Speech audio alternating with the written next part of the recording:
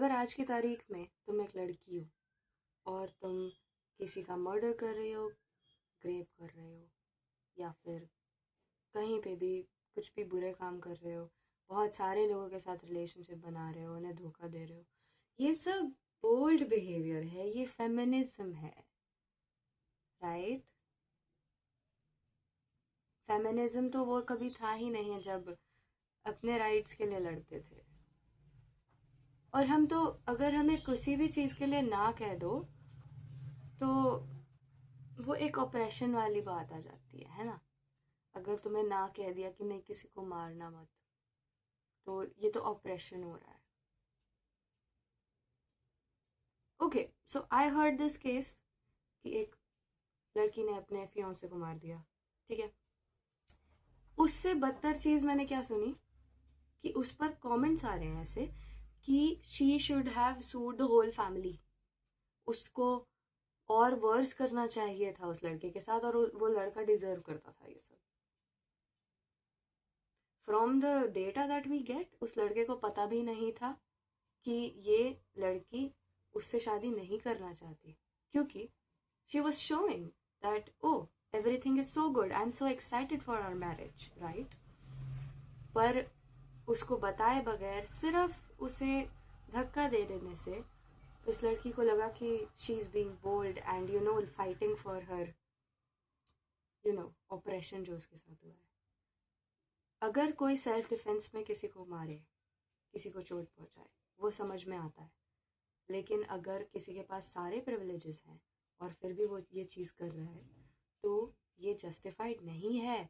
किस लॉजिक से लोग जस्टिफाई कर रहे हैं इसको and naming it as feminism? कुछ भी बुरा कर दो, लेकिन अगर एक लड़की कर रही है तो she is bold enough to do it. I don't understand this. और मैं जज नहीं करूंगी इस केस को, क्योंकि ना मेरे पास सारा डेटा है, मुझे सिर्फ मीडिया से पता चला है। हो सकता है सच्चाई इसकी बहुत ज़्यादा गहरी हो, पर किसी मर्डर या किसी ऐसी चीज़ को जो बेसिक ह्यूमन डिसेंसी के नीचे है, उसे फेमिनिज्म बोलकर जस्टिफाई करना, I do not think it is right. I am totally against it. I am against arranged marriage as well. I am against, you know, any kind of oppression on women. But there is a difference between taking an extreme step and taking a step towards it. So I do not agree that this is a very bold or feminist step to have been taken by that woman. I don't think that people are justifying it well. और अगर उसी की जगह, मैं predict कर सकती हूँ कि अगर उसकी जगह एक लड़का होता तो अभी तक उसको इतना मारा जाता पुलिस के द्वारा।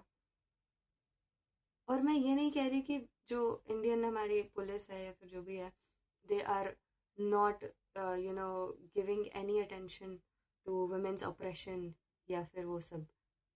मुझे पता है कि बहुत सारे एरियाज हैं, बहुत सारे ऐसे केसेस हैं जो सामने ही नहीं आते, राइट?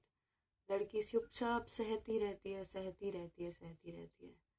उसे उससे बाहर निकालना चाहिए, उसे उसका राइट देना चाहिए, उसको लड़ना चाहिए अपने राइट्स के लिए। मैं ये नहीं कहूँगी कि ऑपरेशन नहीं है इंडिया में।